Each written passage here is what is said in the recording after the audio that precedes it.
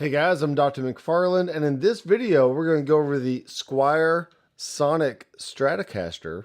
And this is a new series called Gear for Beginners. And it's just all about, hey, let's not go pay the high, crazy prices if I just want to learn how to play an instrument with this guitar, bass, drums, piano, flute, all the different kinds of stuff. Also, I'll be talking about amplifiers and pedals in this series. So if you're a beginner and you're brand new to all this, then come on in, subscribe down below, and we're going to have fun. So I am going to try and keep these videos under 15 minutes, and I got technically 14 minutes left. So let's get right into it. So the Squier Stratocaster. Okay, there's a few different price points on this. This one is actually $230 on Zounds.com. And I think that is a slight price increase from when I first, let's go here, from when I first ordered this guitar. I think it was about $199. So I think they went up a little bit. But you can check Sweetwater, you can check Amazon for your best prices, which I will have affiliate links down below if you want to help support the channel in that way. So for 230 bucks, it's actually a pretty good deal. And so let's look at what we get for that kind of money. Okay. Now this is the classic S-style body shape. Okay. So if you've seen Eric Clapton, if you've seen Stevie Ray Vaughan, just all the Strat players throughout history. Jeff Beck is a really good one to check out if you're a beginner and you want to learn how to play. Then listen to a lot of Clapton, listen to a lot of Jeff Beck, Stevie Ray Vaughan, just a slew of other players out there that play S-style guitars. Okay, so what we give is a nice horn right here. So you can kind of hold it with that horn. You can hold it with this horn, right? There's Strat pegs on this end and on the end right here. So when you attach your strap, you stand up and it has a nice balanced feel to it. Okay. This is more than likely, this is like an alder body, which is very typical for a Strat style build. You can also see on this level of price, that line right there. Now, if you kind of see it, there's a line. Some of these guitars are multi-piece. Okay, that means they're taking multiple pieces of wood and gluing them together, and it's a very, very tight bond. It's not gonna, the seams aren't gonna fall apart on you like while you're playing or anything. It's just the way they build guitars that happen to be not necessarily cheap, but just on the least expensive side of the spectrum of the guitar market. Okay, we did this at Gibson when I worked at Gibson Guitars all those years ago, from like 2005 to 2014. Some of especially the guitars are solid colors. You're never going to see the wood grain, so it doesn't really matter if they're 1-piece, 2-piece, 6-piece. Just multiple pieces of wood glued together, and then you have a nice solid body there. Okay, speaking of solid bodies, this is a solid body instrument, which means it does not have any cavities or semi-hollowness about it to where it has like this more of acoustic resonance to it. So this is a solid body instrument. Okay, here's the back of it here. Now there is small cavities because you have to have a little route out for the trim system, which I don't know where the arm is at this second, so I can't try out the tremolo. But I just know with the 6-pin or the 6-screw bridges, they do tend to feel a little stiff, but you can open up the back and adjust these springs to where they have a little bit more fluidity to them, if you will. But for 230 bucks and for being a beginner, it's probably best if you just keep the bridge right against the body like it is right now, and not doing a lot,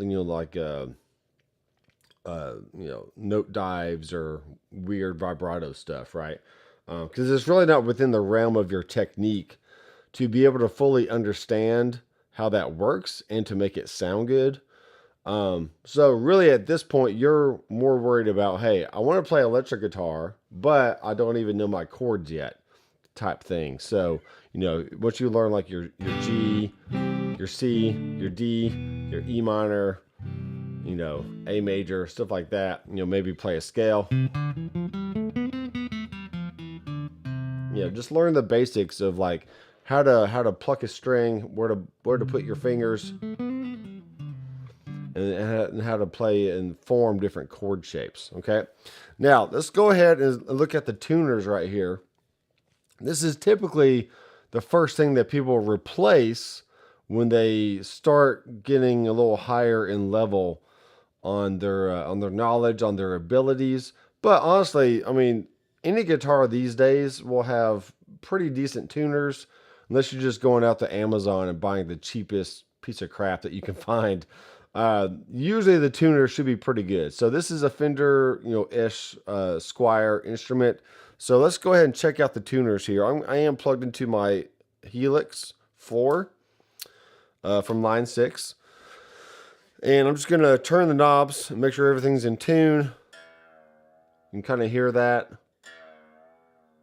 We have a nice smooth feel all the way through the range. We're not getting the strings aren't getting stuck. You're not hearing, you're not turning the knob and then not hearing any change in pitch. That means your gear ratio is very, very low, and it's not allowing the string to turn smoothly. Okay, so that's kind of one of the things you want to look for when you're buying a beginner instrument or anything on the lower end of the price range. You know, if you can turn the tuners and they feel nice and smooth, then that's great. Okay, because you will eventually need to know how to tune an instrument, and you'll be practicing a lot, because more than likely you probably have this in a gig bag of some sort, and which this guitar does not come with a gig bag. Okay, you will need to purchase that separately. But there's really good gig bags from Gator that I like, which is actually about $120. So for half the price of the guitar, you can have a really nice gig bag that, if you do end up not keeping this guitar for a long length of time, then the gig bag will still be great, and you can use it for the next guitar that you might want to buy. Maybe you want to jump up to like the $300 to $400 range, or the $500 to $800 range of guitars. And that one gig bag from Gator is called the Transit Series. Yes, it's $120, but it is really, really nice. And I'll show that off in a separate video. Okay, so let's go ahead and tune. These are all things you need to keep in mind when you're first learning. And then you start growing your abilities and your awareness of like, oh, I kind of like this and I like that, and you know, I like this body style. I like the pickups. I like either single coils or humbuckers or whatever else, right? Okay. Yeah, so these tuners feel really good. Nice and smooth. Okay, here's the acoustical sound of just, you know, the guitar in the room without an amp.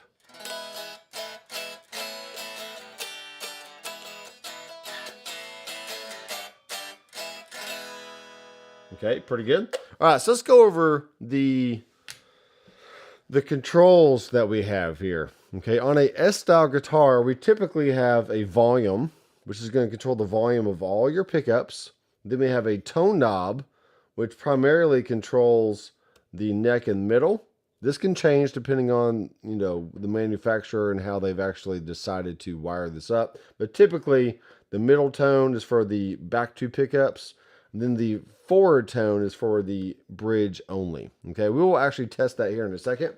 And then we do have a 5-way switch. So the switch right here is telling you if it's all the way down, you have the bridge. If it's in the second position, you have the bridge in the middle. The third position is just the middle. The fourth position is the middle and the neck. And then the back, or the fifth position, is the neck only. Okay, so I hope that makes sense. All right, so what we got? We have a nice clean tone on the Helix. So let's go to the bridge first.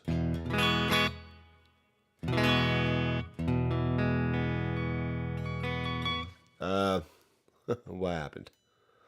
I did something. Oh, I see. All right, sometimes as a beginner, you're going to notice this. What I did was the string got caught underneath the fret, so that's why I was making that weird sound. Don't be alarmed. It's perfectly fine.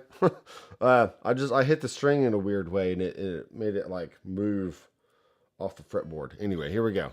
That sounds a lot better.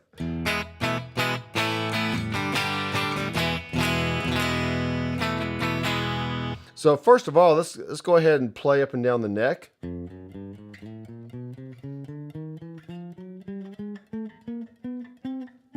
Okay. As a true beginner, you're probably going to hear some buzzing when you first start playing, and that can be due to many things, whether you're not pushing down hard enough on the string. You know, if you got a little buzz going, you're probably not pushing on the string hard enough. Or your finger's not right behind the fret like it should be. Okay, so if it's back on the opposite end of the fret area, it can also buzz. So make sure you have a nice solid connection with your finger on the fret or right behind the fret, and then you're plucking with your other hand. So anyway.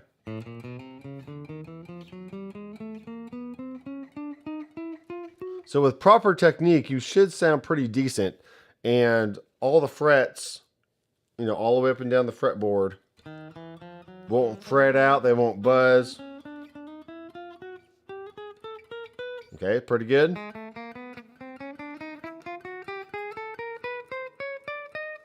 Okay, this is checking all the frets.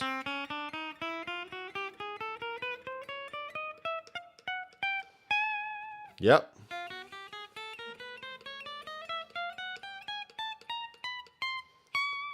There you go. So all the frets sound really good. Let's do a little bending.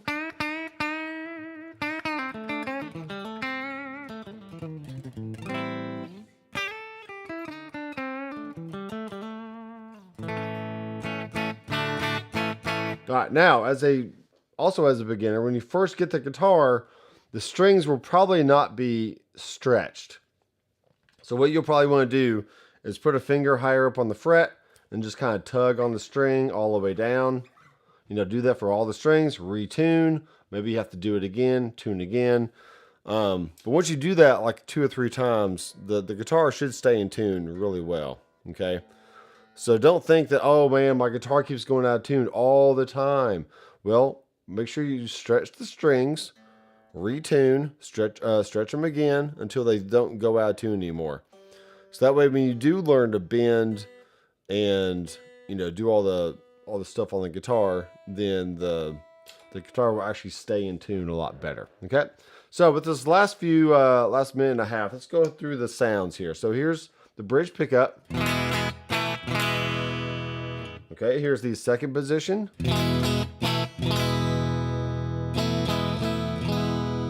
Okay, third.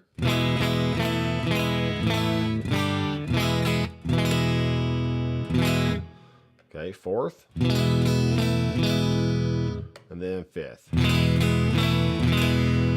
Okay, here's the same thing with some overdrive. Second. Third. Fourth. And fifth.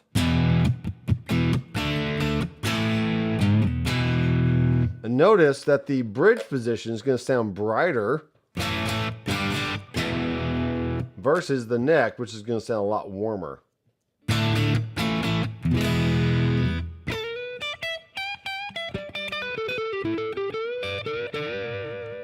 Alright, so what can I say about this guitar? It's actually pretty decent. Okay, I actually started on a Squier Strat back in the 90s when I first started playing, and it was great. So thanks guys for watching. I do recommend this guitar. And if you have any questions, feel free to leave a comment down below. Keep rocking.